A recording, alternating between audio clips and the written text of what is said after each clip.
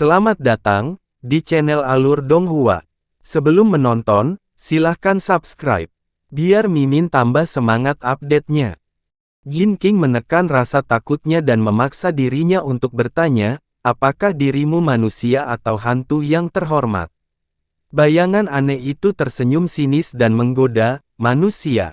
Hantu, coba tebak. Ekspresi Jin King menjadi sangat tidak sedap dipandang. Han Li tetap diam dan dengan cepat membuka lukisan gulirnya tanpa peringatan. Burung api yang tak terhitung jumlahnya bergegas keluar, berbondong-bondong langsung menuju bayangan aneh itu.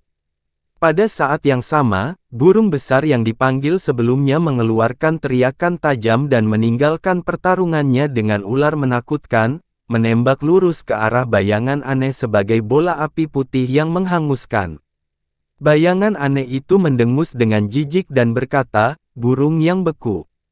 Jika mereka memiliki tubuh asli, senior ini mungkin sedikit takut untuk mencoba melahap hantu dan memusnahkan iblis hanya dengan sisa jiwa mereka. Karena itu, bayangan hijau itu mengangkat tangannya dan memadatkan ki hitam di sekitar mereka dalam sekejap. Ki hitam berubah menjadi dua ular piton bertanduk yang melesat ke arah kawanan besar burung api. Dengan mulut haus darah terbuka lebar, setiap ular piton menelan beberapa burung api. Setelah itu, mereka masing-masing mengeluarkan gumpalan asap putih dan sama sekali tidak terluka. Pada saat itu, burung yang beku besar yang telah berubah menjadi bola api putih tiba di depan ular. Namun, itu benar-benar mengabaikan mereka dan menembak lurus ke arah bayangan aneh itu. Ketika bayangan melihat ini, matanya bersinar dengan cahaya merah, memperkaya warna mereka. Meskipun bayangan itu tidak bergerak, itu samar-samar mengungkapkan ekspresi serius.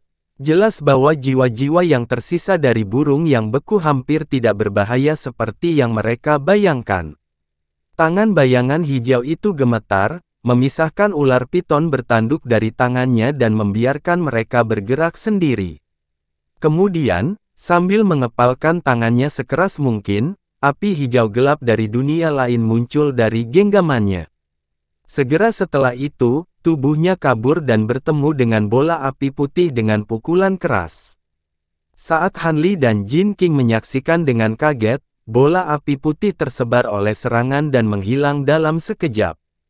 Mutiara kristal putih tiba-tiba muncul di genggaman bayangan hijau. Bayangan itu menyeringai jahat dan menelannya tanpa ragu-ragu, sebelum mengalihkan pandangannya yang sedingin es kembali ke Han Li.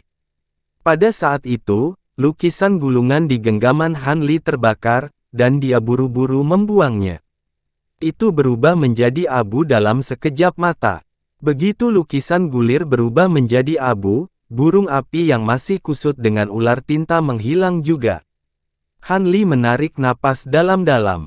Meskipun dia tahu bahwa jiwa-jiwa yang tersisa dari burung yang beku bukanlah tandingan bayangan hijau, dia tidak mengantisipasi bahwa harta yang berspesialisasi dalam menaklukkan hantu Yin akan dihancurkan dengan satu pukulan.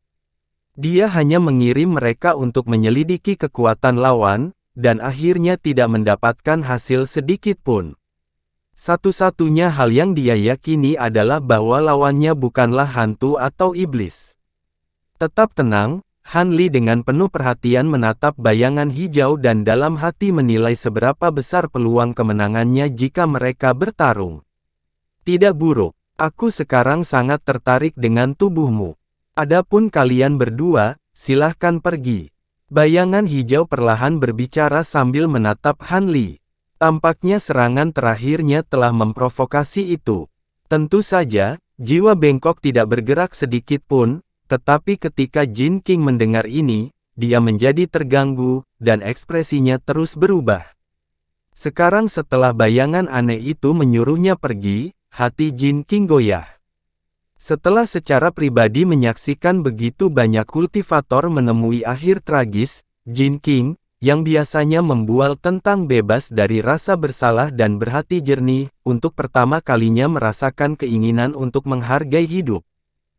Bayangan hijau mendengus dan menyapu pandangannya melewati Jin King dan jiwa bengkok. Itu dengan sinis berkata, apa? Saya memberi kalian berdua kesempatan untuk bertahan hidup, dan kalian berdua tidak ingin pergi. Senior ini akan mengubah kalian berdua menjadi mayat. Setelah mendengar kata-kata bayangan aneh yang penuh dengan niat membunuh, wajah Jin King berubah antara merah dan putih, sebelum akhirnya menangkupkan tinjunya ke Han Li dan dengan malu berkata, "Saudara Han, aku tidak ingin mati di sini.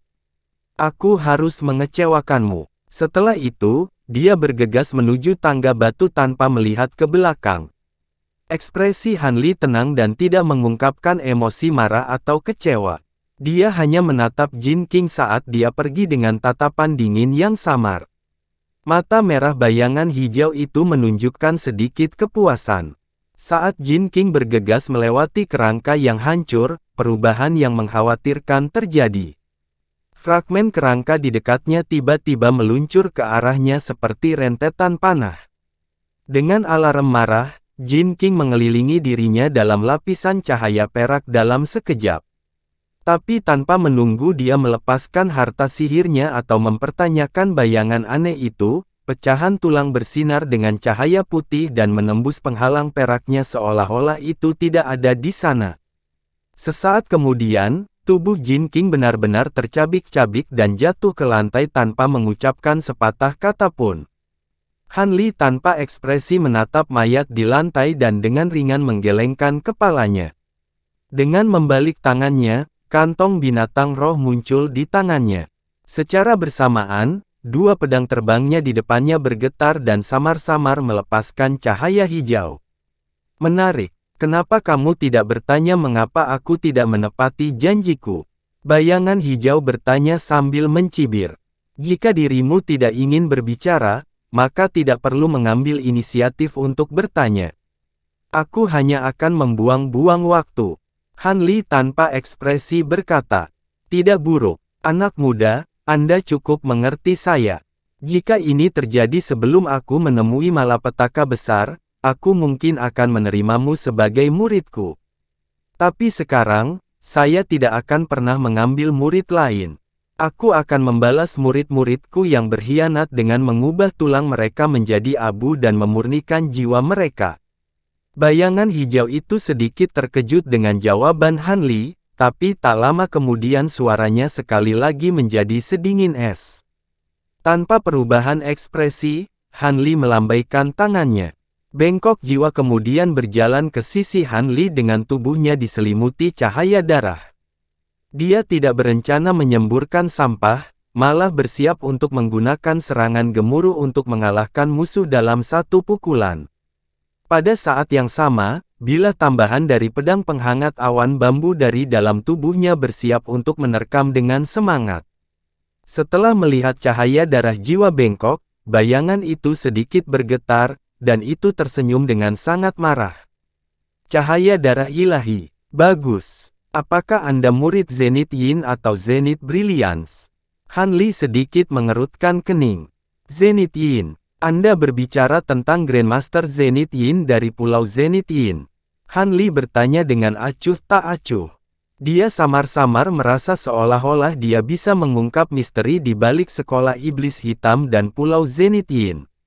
Setelah mendengar Han Li, bayangan hijau menjadi marah dan berteriak keras, "Grandmaster Zenith Yin. Mungkinkah murid pengkhianat itu berani menyebut dirinya Grandmaster?" Han Li sedikit terkejut. Hantu ini sebenarnya adalah master dari Grandmaster Zenith Yin. Benar-benar aneh. Sama seperti Han Li yang terperangah oleh kata-kata itu, lampu hijau melintas dari tubuhnya dan suara teredam datang dari belakangnya.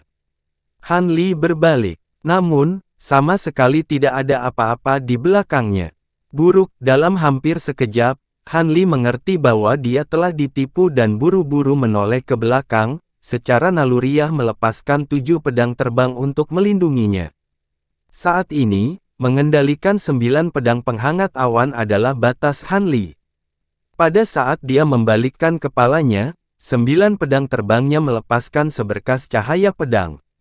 Busur emas samar dari pecahan cahaya ilahi menyerang dari cahaya pedang, membuat bola cahaya hijau. Han Li basah kuyup oleh keringat dingin, karena dia hampir saja jatuh ke tangan musuh. Bambu petir emas. Kamu menyempurnakan pedang terbangmu dari bambu petir emas. Pada saat itu, bayangan hijau berbicara dengan tidak percaya. Han Li mencibir dan berpikir untuk mengejek bayangan itu, tetapi dia tiba-tiba merasakan fluktuasi aneh dari atas dirinya. Dia bersandar ke samping karena refleks, tetapi dia masih merasakan dadanya bergetar. Sinar merah yang sangat familiar telah menembusnya dengan dingin menusuk, menciptakan luka yang mengeluarkan banyak darah. Segera setelah itu, seberkas cahaya kuning menyerangnya dengan keras. Sebuah cincin berkedip. Beberapa pedang terbang untuk memblokir garis kuning, mangkok kuno. Jiwa bengkok. Han Li berteriak ke sisinya dengan waspada. Latihan roh darah dan serangan sengit dari mangkuk kuno jelas-jelas dilakukan oleh jiwa bengkok. Namun, sosok di sampingnya kabur, menembak ke arah bayangan hijau seolah-olah dia tidak mendengarnya. Han Li mengulurkan tangan untuk koneksi dalam pikirannya. Meskipun indera spiritualnya masih ada di jiwa bengkok, untuk beberapa alasan yang tidak diketahui dia benar-benar kehilangan kendali atas dirinya. Bayangan hijau melolong dengan tawa dan terbang menuju jiwa bengkok sebagai seberkas cahaya hijau. Wajah Han Li menjadi sangat pucat. Kemudian dengan gigi terkatup, dia tiba-tiba membentuk gerakan mantra dan dengan keras mengucapkan, "Terima," dari kejauhan. Sebuah bola hijau kecil terbang dari ubun-ubun kepala bengkok jiwa dan buru-buru menembak ke tubuh Han Li sebelum menghilang tanpa jejak. Pada saat itu, bayangan hijau sudah memasuki jiwa bengkok. Saat Han Li menekan luka di dadanya, dia menatap tajam ke arah jiwa bengkok. Jiwa bengkok kemudian perlahan membuka matanya untuk memperlihatkan sepasang mata merah darah yang bersinar. Han Li dengan cepat mengeluarkan jimat biru dari kantong penyimpanannya dan dengan lembut menamparnya ke lukanya. Dengan kilatan cahaya putih, pendarahan segera berhenti. Tetapi ketika dia menoleh ke belakang, terlihat tatapan dingin jiwa bengkok. Han Li tanpa berkata-kata memancarkan cahaya biru di sekitar tubuhnya, yang tingginya mencapai 10 meter, dan pedang zamrudnya berputar di sekelilingnya dalam garis-garis. Semuanya tampak sangat menyilaukan. Han Li telah berpikir, jika dia akan meninggalkan tempat ini, dia harus menggunakan pedang penghangat awan bambu ini di luar tubuhnya untuk melindungi dari segala trik yang mungkin dimiliki eksentrik kuno ini. Sejujurnya, ini adalah musuh paling menakutkan dan mengancam yang dia temui sejak memasuki dunia kultivasi. Jika reaksinya sedikit lambat, dia pasti sudah memiliki lubang di hatinya. Apakah indera spiritualnya tidak lebih kuat dan pikirannya tidak lebih gesit daripada seorang kultivator biasa? Dia pasti akan menemui kematian tertentu dari penyergapan jiwa bengkok. Bor roh darah benar-benar ganas dan menyeramkan. Itu hampir tidak bisa diblokir. Tapi sekarang, Han Li tidak perlu khawatir tentang serangan lebih lanjut dari latihan roh darah.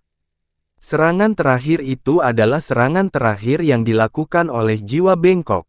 Namun, Han Li masih merasa sangat suram.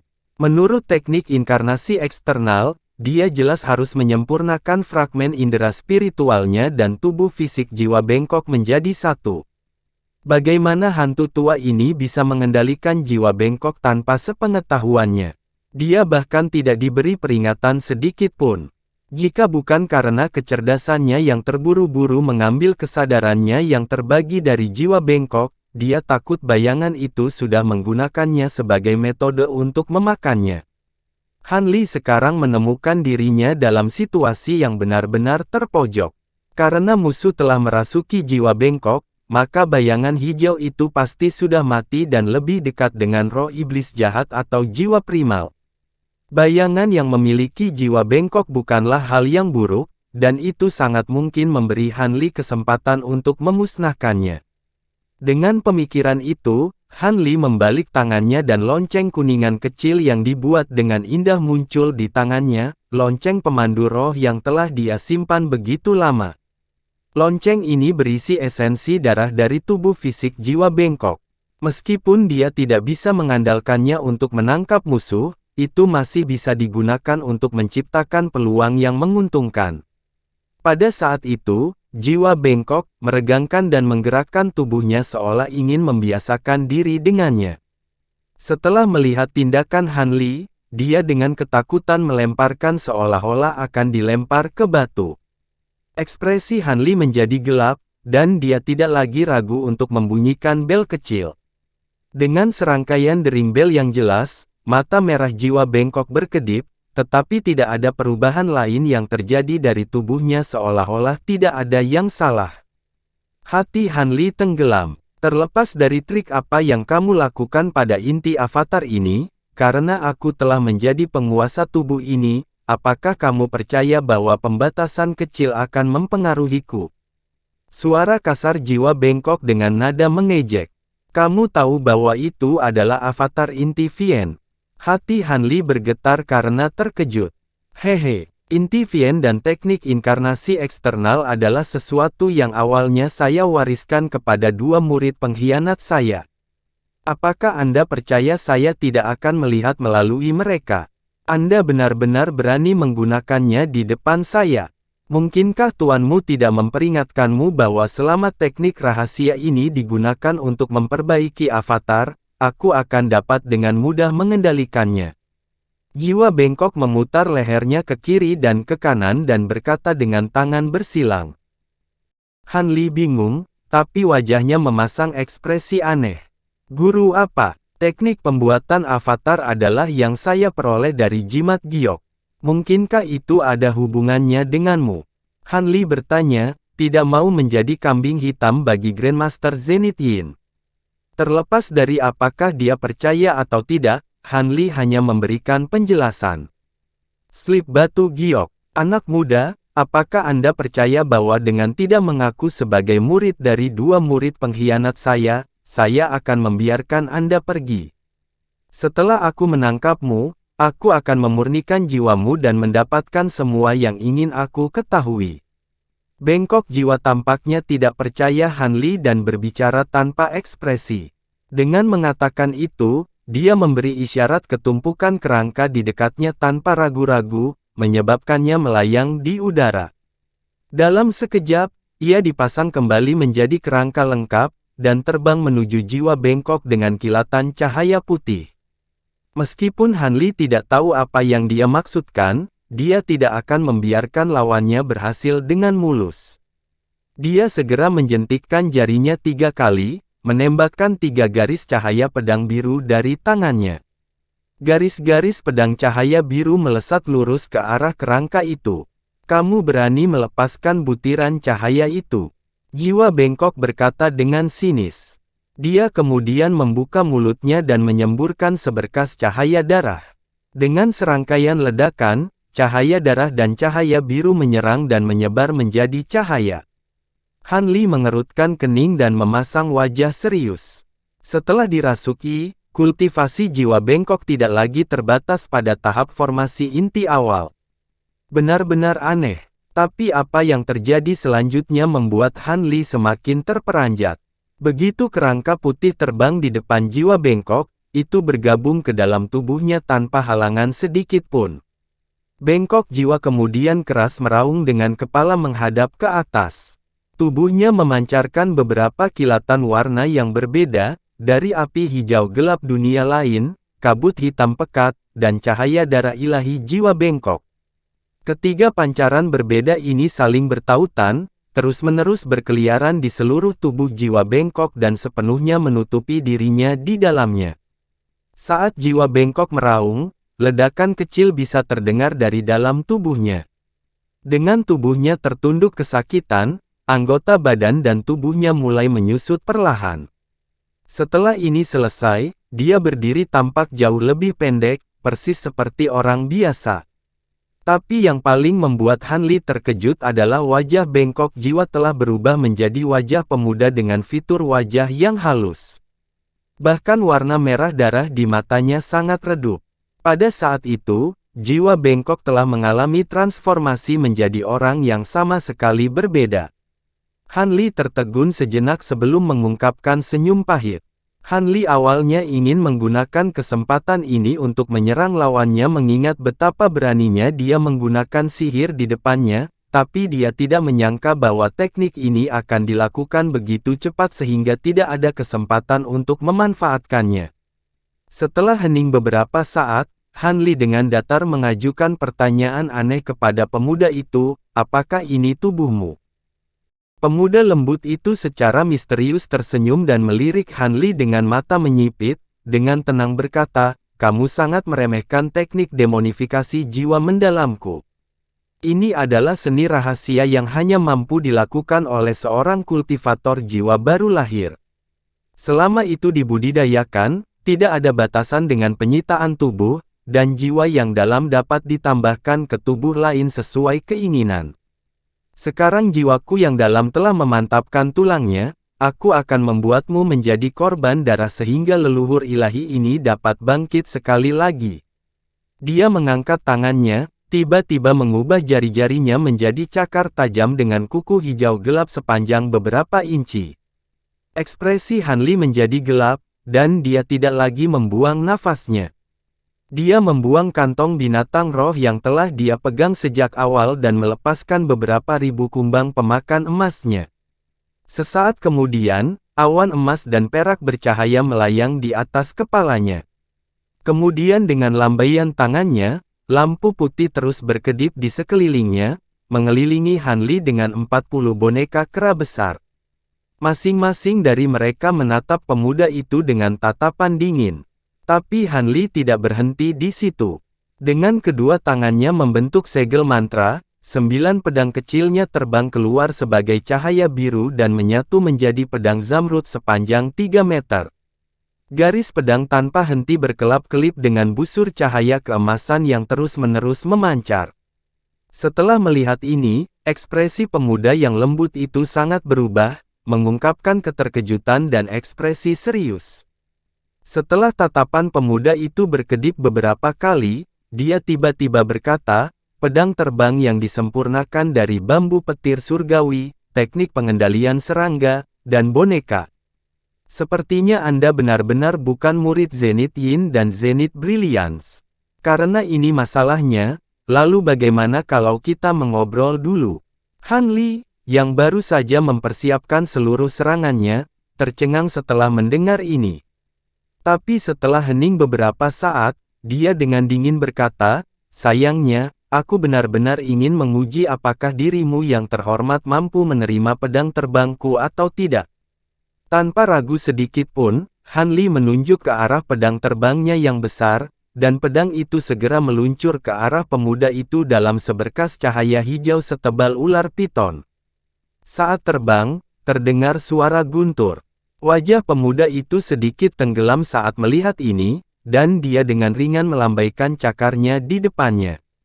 5 bulan sabit cahaya hitam muncul dari udara dan mengembang dengan cepat, kabur beberapa kali sebelum dengan cepat memotong ke arah garis pedang hijau. Setelah kontak, garis pedang hijau itu memicu kilatan cahaya keemasan, benar-benar melenyapkan cahaya hitam bulan sabit. Mereka tidak mampu menahan bahkan satu pukulan. Meskipun ekspresi pemuda itu tetap tenang, pikirannya sangat terkejut. Kekuatan bambu petir emas jauh lebih besar dari yang dia perkirakan. Dalam sekejap mata, garis pedang hijau telah tiba di depan pemuda itu. Namun, dia masih tenang saat menyaksikan pedang besar itu mendekatinya seolah-olah dia masih memiliki rencana lain. Terima kasih sudah menonton, sampai jumpa di episode selanjutnya. Jangan lupa subscribe, like, dan nyalakan loncengnya. Sampai jumpa.